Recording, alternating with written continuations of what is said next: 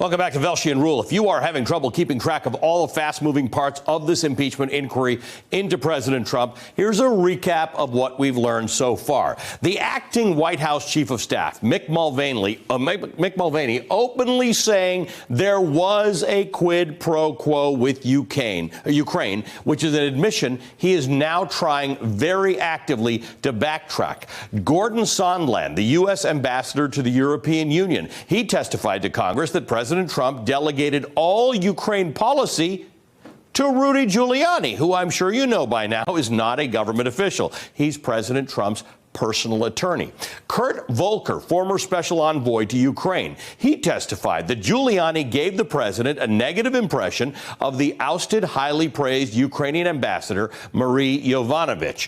Michael McKinley, former senior State Department aide, testified the Trump administration moved Ukraine policy away from career diplomats, which in part led to his resignation last week. George Kent, a top State Department official in charge of Ukraine policy, he testified he was told to, quote, lay low after raising concerns about Giuliani. Fiona Hill, the president's former top Russia advisor, she testified the former national security advisor John Bolton called Giuliani, quote, a hand grenade. Marie Yovanovitch, the former U.S. ambassador to Ukraine, testified that the president pressured the State Department to fire her, and the State Department's Inspector General, Steve Linick, he briefed Capitol Hill on Giuliani's attempted smear against Yovanovitch. Well, joining me now, former Assistant U.S. Attorney for the Southern District of New York, Mimi Rocah, and President of the Brennan Center for Justice, Michael Waldman. Thanks to both of you for being here.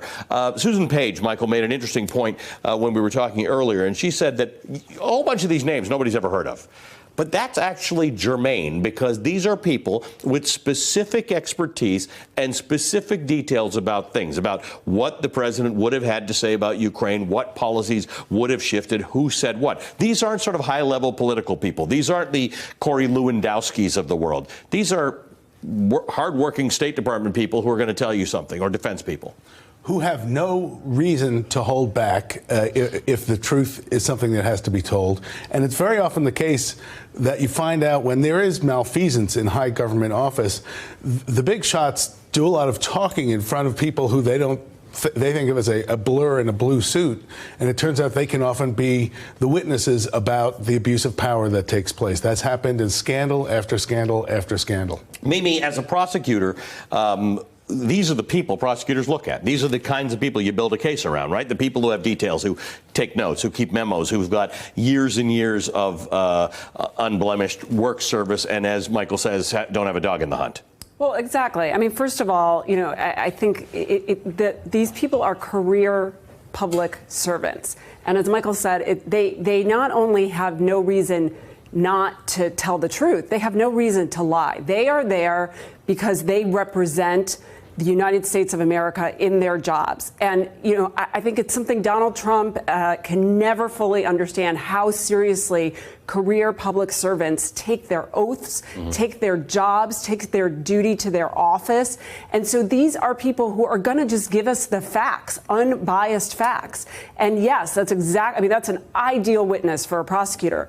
And here, remember, we don't only have witnesses after witness after witness. We have the phone call, the summary of the phone call, though I'd love to hear the recording, that in and of itself, no matter how many times they try to spin it in different ways and try to distract us from it, is very damning, because it already shows an implicit quid pro quo. The Democratic Congresswoman Debbie Wasserman Schultz echoed what other members of Congress have said. Today she said that the acting ambassador to Ukraine, Bill Taylor, she has not seen a more credible witness, and that today's testimony shows that the president abused his power. That's the strategy that they're using, this abuse of power. Given everything you've seen, how does this all, how does it make sense? What do you see them doing? Well, focusing tightly on abuse of power makes sense, because it's the most significant thing that has been shown, at least so far, to have happened, that rises to the level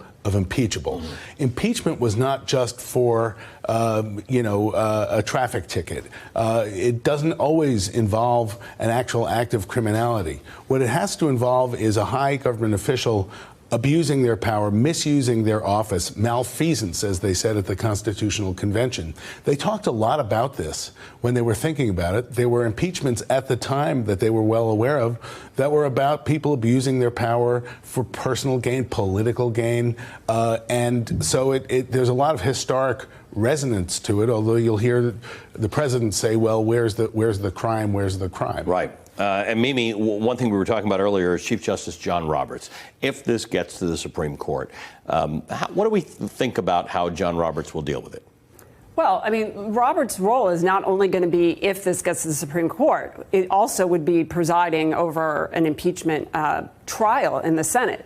But either way, look, Roberts he's not a Trumpian, right? Justice Roberts is looking to protect the integrity of the court. I'm not saying he, doesn't have certain points of view, and I know, not everyone's going to sort of trust that he's going to be neutral, but, judges are of a different nature. They protect their power, and particularly if he's presiding over a Senate trial, he is going to be a neutral arbiter. He is not going to let Mitch McConnell run away with this and turn it into some Republican laughingstock. He's going to take that role very seriously.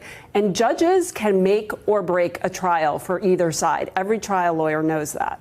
And in the case of impeachment, there's some precedent here. It's actually in the Constitution that the Chief Justice presides.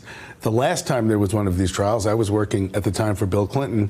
Chief Justice Rehnquist took this very seriously. He had written a book about it. He had a fancy special Chief Justice robe on that literally came out of Gilbert and Sullivan. This is a real prerogative, it's a power, it's a responsibility of the Chief Justice, and Mitch McConnell can't treat this, like an appropriations bill. Hey, MSNBC fans, thanks for checking out our YouTube channel. Subscribe by clicking on that button down there and click on any of the videos here to watch the latest interviews and highlights. You can get more MSNBC for free every day with our newsletters. Just visit msnbc.com/newsletters to sign up now.